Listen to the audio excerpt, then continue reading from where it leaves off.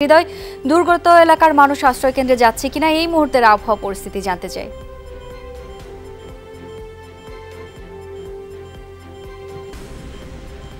আবহাওয়ার কথা যদি বলি তাহলে বাতাসের যে তীব্রতা সেটি কিন্তু আস্তে আস্তে ক্রমশই বৃদ্ধি পাচ্ছে, সেটা কিন্তু দেখা যাচ্ছে। 1 ঘন্টা আগে যেরকম বাতাসের যে গতিবেগ ছিল তার চেয়ে কিন্তু গতিবেগ ক্রমশই বৃদ্ধি পাচ্ছে।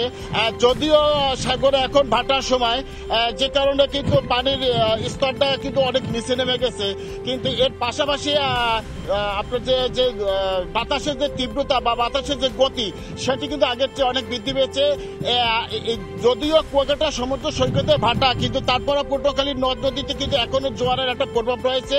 স্থানীয় পানি উন্নয়ন বোর্ড বলেছে যে পটুয়াখালীর যে 4টি বড় নদী আছে, পায়রা, আমদারমারি, আগুনমুখা নদী, এগুলো বিপদসীমার এক ফিট উঁচুর উপর দিয়ে অতিক্রম করেছে এবং শহরের পটুয়াখালী শহর সহ আশেপাশে নিম্নাঞ্চল জেলার বেশ কয়েকটি নিম্নাঞ্চল কিন্তু প্লাবিত হয়েছে এবং বেশ কয়েকটি বেড়িবাঁধ ভেঙে সেখানে পানি প্লাবিত হয়েছে, এরকম খবর কিন্তু আমরা পেয়েছি।